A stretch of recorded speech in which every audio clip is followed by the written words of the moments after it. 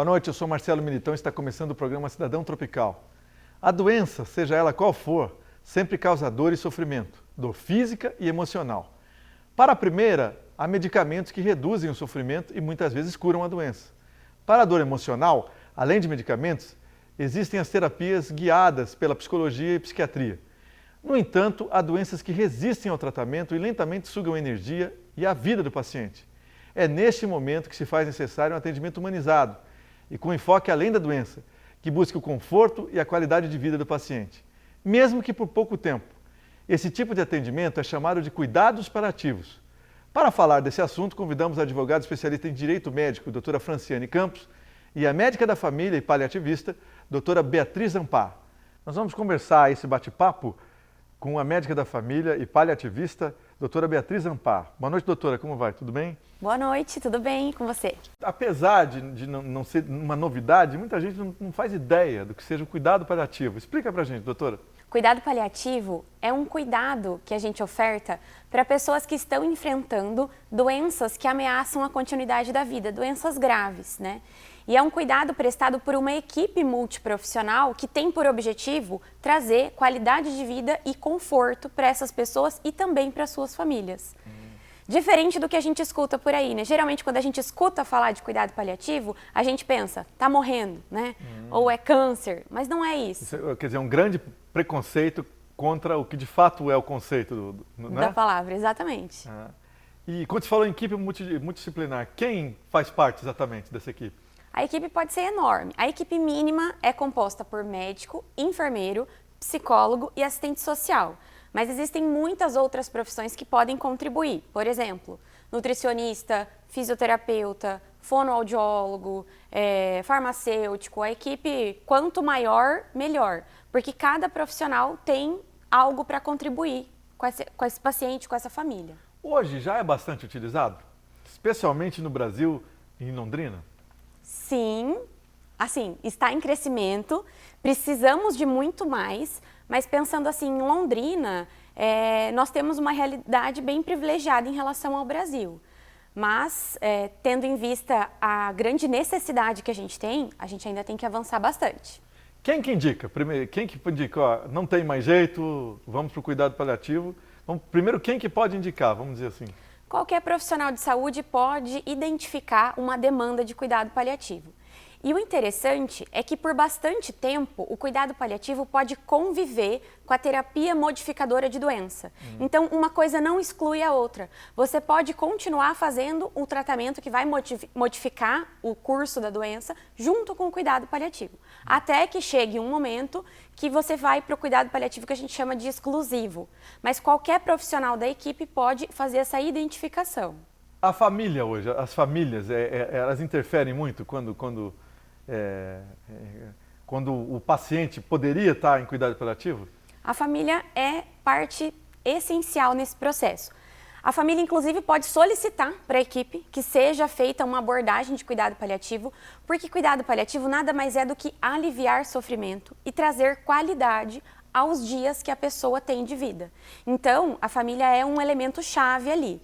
Ela pode solicitar. E se isso não for muito bem conversado, a família pode não entender e criar algum ruído de comunicação ali e pode dificultar esse acompanhamento. Então a família tem que estar muito dentro de tudo isso que está acontecendo. Eu gosto de comparar o cuidado paliativo a gente escalar uma montanha. Você já escalou alguma vez alguma montanha? Já fiz matéria de muita gente que escalou. Diga. Então assim, quando a gente vai escalar uma montanha, você pode ir sozinho, ou você pode ter uma equipe que te ajuda. As duas pessoas vão conseguir, provavelmente. Sozinho, você vai cair, você vai se machucar, você vai ficar cansado, você vai ter sede e você vai passar por tudo isso sozinho. E vai sentir solidão também. Vai sentir solidão. Você pode não ter nem preparo psicológico para isso. Só que se você tiver uma equipe com você, que vai cuidar da sua falta de ar, das suas feridas, do seu cansaço. Quando você tiver vontade de desistir, essa equipe vai te dar força. Então, eu comparo essa equipe numa escalada à equipe de cuidado paliativo. Então, ela vai te dar essa força. E a montanha nada mais é do que a doença que você está enfrentando. E essa doença não necessariamente é câncer, que geralmente a gente liga muito cuidado paliativo com câncer. Então, pode ser uma sequela de AVC, uma demência, uma doença pulmonar mais grave, uma insuficiência cardíaca. Então, são diversos tipos de doenças crônicas que sejam em um estágio um pouquinho mais grave, que ameaçam a continuidade da vida, que podem indicar cuidado paliativo. Você não tem de cabeça aí estatística, por exemplo, em doenças terminais, hoje já se faz uma estatística de quantas famílias ou pacientes eu quero tratamento paliativo, já existe ou não? Ah, não tenho de cabeça. Certo. É muita gente que precisa. É, né? É muita gente que precisa. E que fala quero, é isso? Poucas pessoas ainda falam quero e poucos profissionais de saúde estão prontos para indicar. Ah, esbarra nisso também, Esbarra doutor. Por nisso. que, quando você fala isso, principalmente médicos, por que eles têm, vamos dizer, um pé atrás? Ou não é isso? Não, é isso sim. É, né? Nas nossas graduações, nas nossas formações em saúde, ainda a gente estuda pouco cuidado paliativo. Recentemente, a doutora Franciane, que vai conversar com você daqui a pouco, inclusive esteve envolvida com isso, junto com a nossa deputada Luísa Canziani e com a doutora Ana Cláudia Quintana Arantes, ajudaram a se tornar obrigatório isso no ensino da medicina, estudar cuidado paliativo desde 2021, né? Então, assim, é muito recente. Ah, não era nem uma disciplina, então? Não era obrigatório estudar isso em medicina. E nos outros cursos da saúde ainda não é.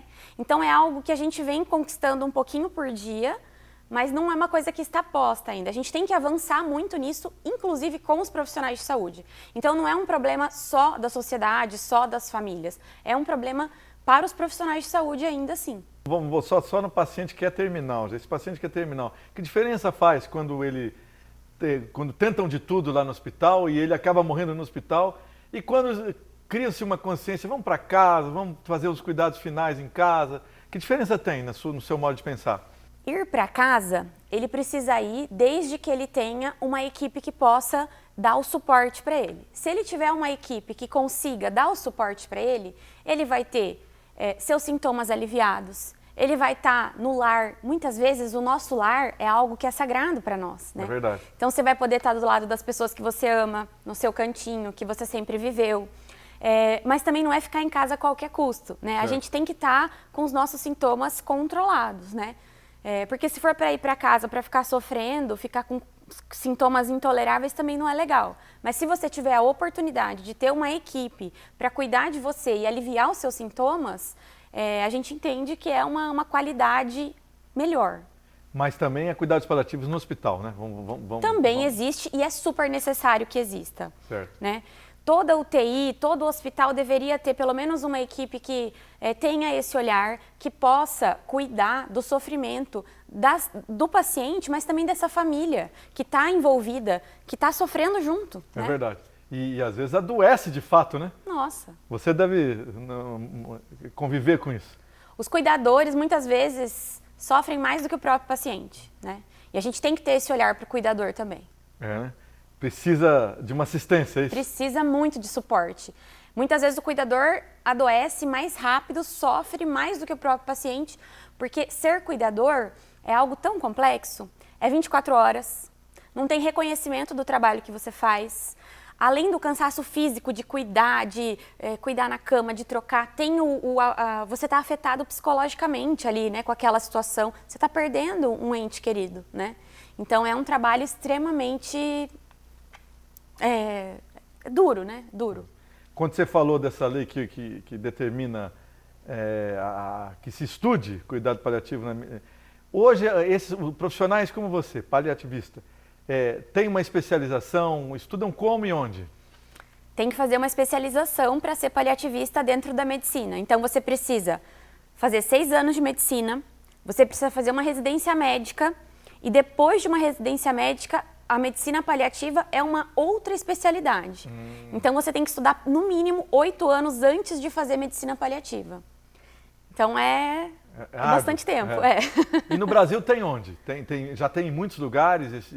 Muitos lugares ainda não. Aqui no Paraná tem poucos lugares que tem. Você tem como fazer prova de título depois que você tem pós-graduação que você pode fazer. Só que para você falar que você é paliativista mesmo, você precisa fazer pós-graduação, comprovar tempo de atuação e depois passar numa prova de título. Então o caminho é Bastante complexo. Mas vale a pena. Né? Vale a pena. E talvez, quanto mais gente for para isso, esse preconceito que tem diminua. O que você acha? Com certeza. Eu acho que quanto mais a gente falar sobre isso com a sociedade, nos cursos de saúde, com a população em geral, isso tem que sair do tabu. Falar sobre morte, falar sobre nossas vontades, nossos desejos. A gente precisa falar sobre isso. Né? E quando que você indica?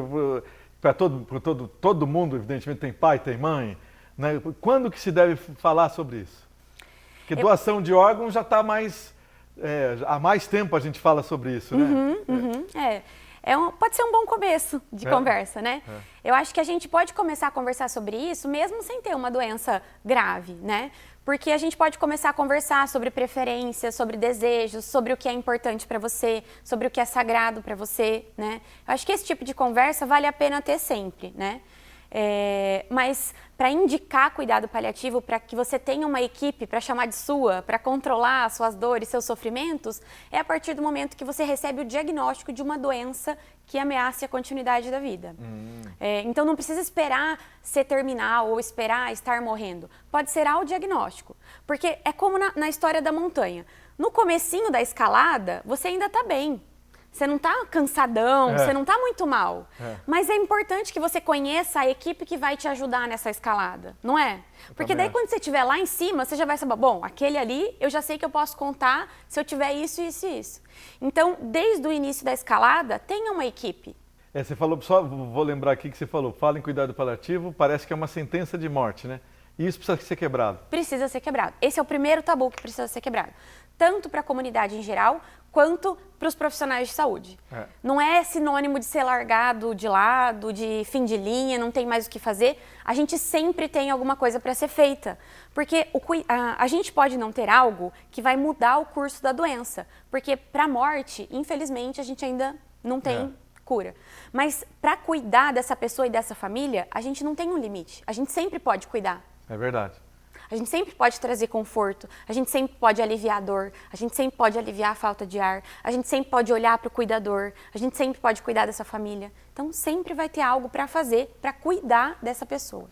Na saúde pública, já existe também isso? Existe e estamos aprimorando. Londrina, inclusive, é uma das primeiras cidades do Brasil a ter o seu projeto de lei municipal de cuidado paliativo. Esse ano inteiro a gente veio trabalhando cuidado paliativo dentro do SUS e assim, aproveitando o que a gente já tem. Então, aproveitando a atenção primária, aproveitando os hospitais, urgência e emergência, o serviço de atenção domiciliar, através de capacitações, ampliando o olhar dessas equipes de saúde que também não receberam essa formação quando fizeram, né?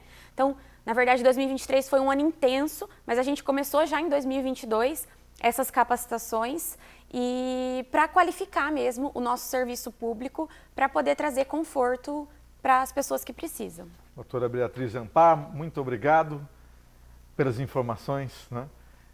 Volte mais vezes. Grande abraço. Muito obrigada a você pela oportunidade.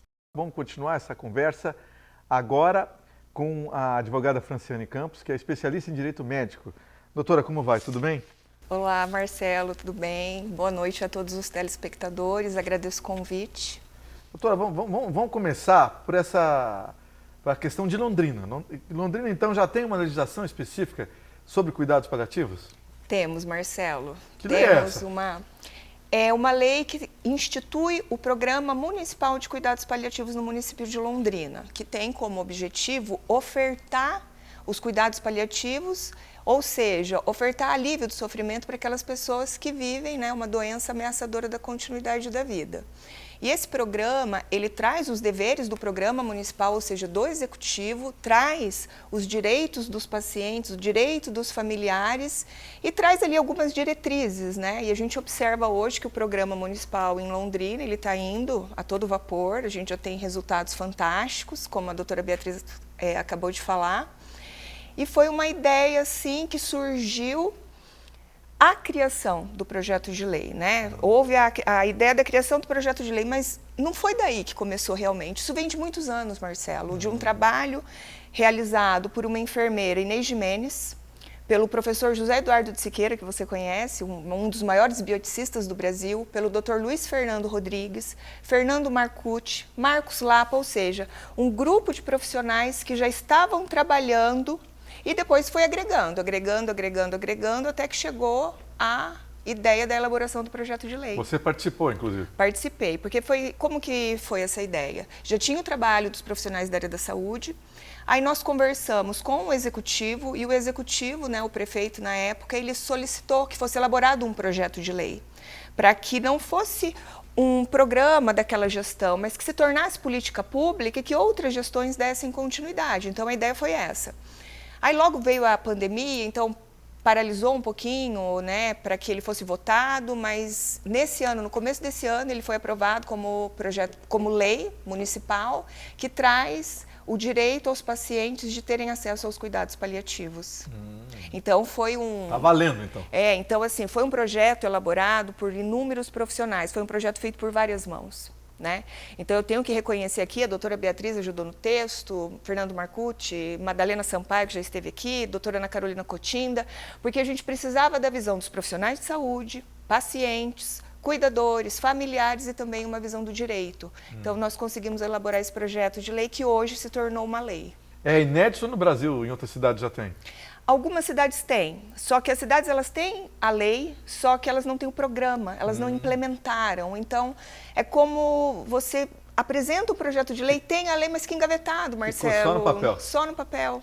E E Londrina aqui não, graças a Deus, eu falo isso com muito orgulho, porque nós temos em Londrina profissionais fantásticos da área dos cuidados paliativos e eles estão implementando isso tanto na rede pública de saúde como na saúde suplementar. Londrina tem sido muito vanguarda nessa implementação dos cuidados paliativos. Tem uma lei nacional sendo discutida no Congresso? Explica pra gente. Sim, nós tivemos essa lei municipal que foi aprovada. Já tínhamos contato com a deputada Luísa Canziani, porque a gente tinha necessidade, Marcelo, como a doutora Beatriz falou, de que cuidado paliativo entrasse nas graduações da área da saúde. Inicialmente, nós conseguimos fazer com que o Conselho Nacional de Educação alterasse a matriz curricular do curso de medicina. Mas começou por aí. Começou por aí. Então, houve essa alteração. Saiu ano passado uma resolução do Conselho Nacional de Educação, que já disparou para todas as universidades do Brasil que estão se preparando. Porque um dos maiores problemas que nós temos em cuidados paliativos é a compreensão do que verdadeiramente vem a ser cuidado paliativo. E não é um problema só nosso, de nós leigos, né? Dos profissionais de saúde também, que entendem cuidado paliativo como abandono terapêutico, como eutanásia, né? Ou seja, abreviação da vida, como omissão de assistência. Então, permeia uma insegurança jurídica muito grande, principalmente dos profissionais de saúde. Eu posso fazer cuidado paliativo? Eu não vou incorrer no crime de omissão de assistência, no crime de omissão de socorro? Então, começou por aí, o objetivo era de trazer para a educação e aí fomos caminhando até a apresentação do projeto de lei nacional que está tramitando, passou na Câmara dos Deputados e foi para o Senado semana passada. Ah, já foi aprovado? Na Câmara dos Deputados, sim, foi aprovado. Vamos esperar. E o Senado tem prazo, não? Você está sabendo? Isso só vai o ano que vem, né? O prazo eu desconheço como que funcionam as regras ali, mas eu sei que o tá ano otimista, que vem. Estou otimista porque eu estive a semana passada, quando ela passou na Comissão de Constituição e Justiça, em Brasília, eu estive lá, conversamos com alguns senadores que têm dado todo o apoio. A Luísa Canziani, a nossa deputada Luísa Canziani, tem articulado muito. É uma deputada que realmente demonstrou comprometimento político com a pauta e a gente tem que reconhecer os méritos dela, né? Quem, na área política, que fez os cuidados paliativos avançar no Brasil foi a deputada Luísa Canziani, que é aqui do Paraná. Vamos conversar agora sobre a lei. O que é essa lei federal estabelece? O paciente, por exemplo, pode recusar a assistência através de cuidados paliativos quando a lei for definitivamente aprovada? Como é que é o texto? Sim, porque assim, a gente tem que entender cuidado paliativo como um direito e não como um dever. Se a gente fizer uma analogia com a Constituição Federal, a Constituição Federal ela nos garante o direito de viver e não o dever de viver. Cuidado paliativo ele vai seguir a mesma linha. É o direito que você tem de receber esse cuidado que tem como objetivo aliviar o sofrimento. Eu não posso impor para um paciente. Ah, mas ainda que eu, como entusiasta dos cuidados paliativos, eu não acredito que a imposição de um cuidado, ainda que cause, né, que traga como objetivo alívio do sofrimento, ele não pode ser imposto, de forma absolutamente nenhuma. Porque o que depende, Marcelo? O que faz sentido para você? O que tem significado para você? A gente sabe de casos de pacientes que, vivendo a terminalidade, optaram em não receber cuidados paliativos porque eles acreditavam, esse paciente acreditava que todo aquele sofrimento, naquele curso final da vida dele, era necessário para ele se purificar, porque ele entendia que ele era uma pessoa muito ruim e ele precisava ser purificado. Como que você obriga uma pessoa, se essa é a crença dela? Claro, entra o papel da equipe multiprofissional de trazer informação para o paciente, de mostrar que tem condições, de trazer alívio para aquele sofrimento. Mas, diante de toda a informação, ele não quer, a gente não pode obrigar. Então, o projeto de lei, né, que tramita hoje, ele está agora no Senado, é com o objetivo de ofertar um cuidado que alivia o sofrimento de uma pessoa que vive uma doença grave, uma doença que ameaça a continuidade da vida, e não impor a esse paciente isso. E quando o paciente não pode mais se expressar a sua vontade, é o caso das demências, né? O pessoal está durando mais, muito mais casos de Alzheimer e etc. Como é que faz? As decisões, elas ficam para a família, mas não é tão simples assim. A família não tem direito absoluto. O que é preconizado? Os melhores interesses do paciente. Porque a gente não pode romantizar que toda família tem o melhor intuito em relação àquele ente doente. A gente tem que pensar em interesses econômicos. Aquele paciente que é arrimo de família, que recebe uma pensão, então a família quer prolongar a vida dele, a gente fala, né, das terapêuticas obstinadas, porque depende daquela renda, depende daquela pensão, daquele benefício. Mas também tem do outro lado, aquela família que por questões sucessórias, patrimoniais, né, herança, ela prefere já que a vida daquele paciente seja abreviada. Então, o que entra aí, o que é importante nessa história? É que a família, junto com a equipe de cuidados, elas consigam, por meio de conferências familiares, são reuniões familiares que são tidas ali, Marcelo, chegue o melhor tratamento para aquele paciente. O que é indicado para aquele paciente? O que representa os melhores interesses dele? Aí você me fala, e se a família falar que não quer cuidado paliativo? Bater o pé, não queremos de jeito nenhum. Não quer de jeito nenhum. Briga judicial? Ou não dá tempo? Pode acontecer, pode não dar tempo, mas o médico ele tem que preconizar os melhores interesses do paciente, sem dúvida nenhuma, independente da vontade da família. O ideal é que consiga trazer toda a família, que a família compreenda, porque entra a questão da educação. Muitas vezes a família não sabe o que são cuidados paliativos. E, infelizmente, Marcelo, essa desinformação, ela é muito a responsabilidade dos profissionais de saúde. Porque existem artigos que a gente vê recortes de fala de profissionais, não encaminha, não aceita assistência, porque vão matar o teu familiar, porque vão abandonar, porque não vão fazer mais nada por ele. Olha a importância do profissional de saúde nesse contexto, quando ele, na verdade, está desinformando o paciente não aceita algo que seria fundamental para a dignidade dele. Você falou de terapêutica obstinada, explica melhor, então, o que significa. Então, esse termo terapêuticas obstinadas, ele vem tanto no projeto de lei nacional como na lei municipal que nós temos. E eu não vou mentir, Marcelo, já gerou algumas polêmicas. O que são as terapêuticas obstinadas, né? A gente pode usar como sinônimo terapêuticas obstinadas, distanásias, terapêuticas fúteis, enfim. Que nada mais é do que prolongar o processo de morrer, tá? Por meio de terapêuticas que para aquele paciente elas são consideradas fúteis, desarrazoadas, desproporcionais, que é a distanásia. Então, o que o projeto nacional ele prevê? Que os profissionais de saúde sejam esclarecidos acerca que a obstinação terapêutica ela é má prática médica, isso já é reconhecido. Né? E não ficar investindo em pacientes sem que aquela proposta terapêutica tenha capacidade de mudar o curso da doença, né? Tenha capacidade de modificar aquela doença. Fiz tudo isso aí e não adiantou nada, é isso em outras palavras, né?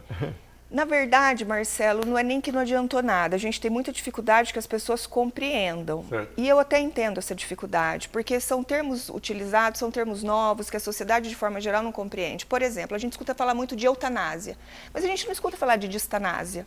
Né? Eutanásia, abreviação da vida, é proibida no Brasil, enfim. Distanásia é o prolongamento do processo de morrer que traz muito sofrimento àquela pessoa.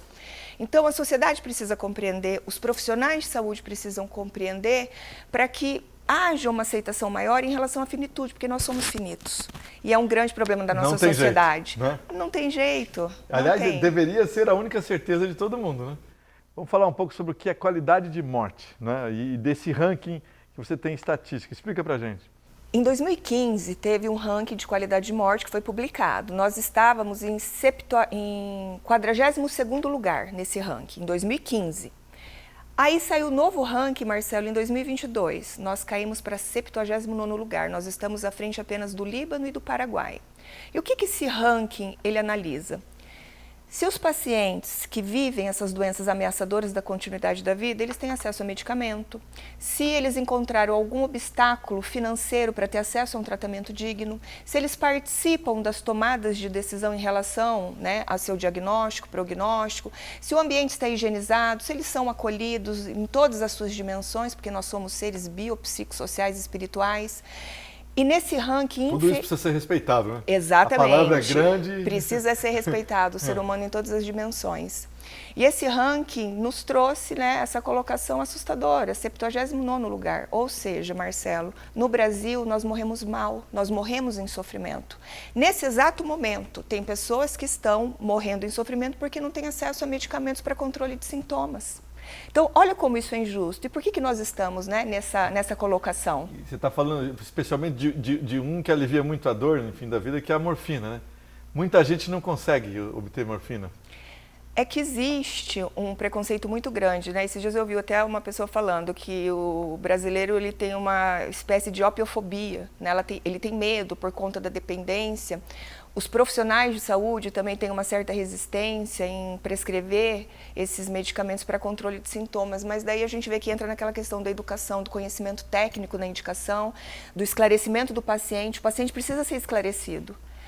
Se você receber determinada medicação, a tua qualidade de vida vai aumentar, talvez a tua expectativa de vida aumente. Então, a falta de informação, ela vai fazendo com que todo esse trabalho, cada dia a gente encontre mais e mais obstáculos. Embora, como a doutora Beatriz falou aqui, nós avançamos muito já, mas a gente ainda está muito aquém do ideal. O que é diretiva antecipada de vontade? Está na lei nacional? Na verdade, as diretivas antecipadas no projeto de lei nacional e tanto na lei municipal fala sobre o respeito às diretivas, mas o objetivo do projeto de lei e da lei não era trazer as definições. O que é uma diretiva? É um documento de manifestação de vontade onde eu decido os cuidados de saúde que eu vou receber em situações específicas. Doença terminal ou um dano irreversível. E ela só vai ter efeito, Marcelo, os médicos, os profissionais só vão observá-la a partir do momento em que eu perder a minha capacidade de me expressar autonomamente. Ou seja, eu tenho na minha diretiva que diante de um quadro de irreversibilidade, eu não quero ser entubada, eu não quero ser dialisada, transfundida.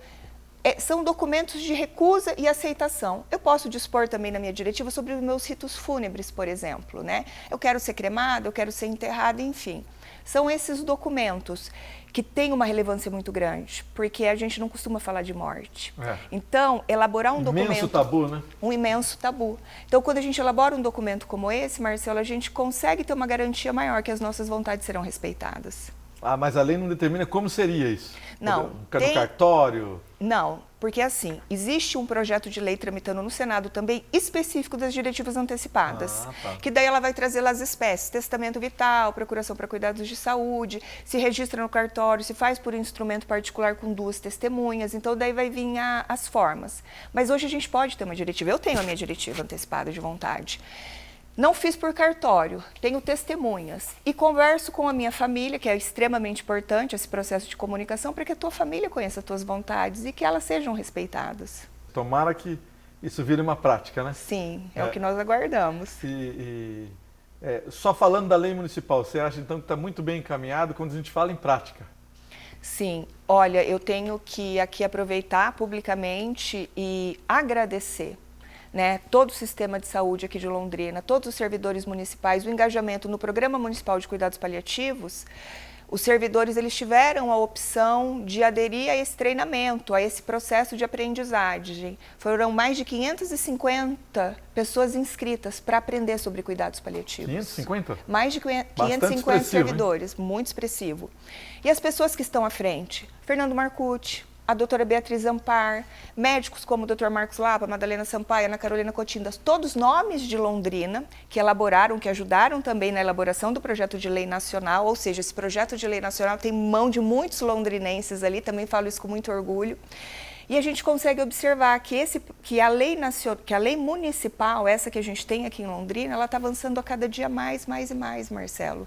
Isso é uma notícia maravilhosa para todo mundo, porque a gente precisa entender que cuidado paliativo é um direito humano. Eu tenho direito, você tem direito de ter acesso a esse cuidado. Isso é reclamado internacionalmente como um direito humano. O governante, Marcelo, que não oferta cuidado paliativo aos seus, ele está oferecendo tratamento cruel, desumano e degradante. Imensa negligência, né? Exatamente. Tem muito processo por conta desse tema, o que você acompanha aí? Na verdade, muitos não, Marcelo, são poucos ainda, porque cuidado paliativo ainda é muito mal compreendido, né? Poucas pessoas têm acesso. O que a gente já observa com bons olhos, o estado do Rio de Janeiro, ele foi condenado a indenizar uma família porque ele não ofertou cuidados paliativos. A família judicializou porque não teve esse cuidado, que eles entendiam como um cuidado digno ao seu ente querido, e processou. Então, esse hospital era um hospital público, o Estado foi obrigado a indenizar a família. As indenizações ainda são um pouco modestas, a indenização foi no valor de R$10 mil, mas a gente já começa a observar a responsabilidade dos entes públicos. Eles precisam ofertar esse cuidado, eles precisam oferecer esse direito humano, né, que é tão reclamado mundialmente. Por outro lado, tem o médico que insistir que não vou, também tem risco. Como é que é? Para o médico, o que pode causar? Na verdade, o médico que não indica cuidado paliativo, né, ou o médico que indica cuidado, a gente tem dos dois lados. Por exemplo, tem um processo que também tramitou no Rio de Janeiro, de uma família que não queria que o paciente fosse encaminhado para cuidados paliativos exclusivos, queria que o paciente fosse encaminhado para UTI, mas não havia indicação de UTI para aquele paciente, aquilo ia prolongar o sofrimento desse paciente. O paciente foi a óbito alguns dias depois e a família processou o médico, né, dizendo que o médico não encaminhou a paciente para a unidade de terapia intensiva. E nesse caso? Não foi condenada, a ação foi julgada improcedente. O Poder Judiciário entendeu que cuidados paliativos realmente era a indicação para aquele paciente. Ou seja, um reconhecimento do Poder Judiciário. Que vai ser usado, inclusive, em outras defesas. Ah, com toda certeza, né? É o Legislativo reconhecendo a importância, o Judiciário reconhecendo a importância, o Executivo reconhecendo a importância e a sociedade compreendendo a importância. Se continuar como em Londrina, como esse projeto de lei, daqui a pouco pode ser que todo mundo crie uma consciência disso, né? É o nosso objetivo, é que a sociedade compreenda o que são cuidados paliativos e exija isso como direito humano. A nossa Constituição, ela fala lá no artigo 196 que a saúde é um direito de todos e dever do Estado. O artigo 5º veda o tratamento desumano, cruel e degradante. Ainda na Constituição, o artigo 1º, inciso 3º, fala da dignidade da pessoa humana. Ou seja, cuidado paliativo compõe o direito à saúde, Marcelo. Só que se nós, enquanto sociedade, não compreendermos que temos esse direito e entendermos esse direito, a gente não vai pedir por isso, a gente não vai pleitear por isso. Então a gente precisa desse tipo de situação aqui, desse espaço que você nos abre, para que a população seja esclarecida sobre esse direito. Doutora Franciane Campos e também doutora Beatriz Ampar, muito obrigado por essas informações. Grande abraço, até a próxima. Tudo bem, o programa Cidadão Tropical já acabou. Domingo que vem tem mais.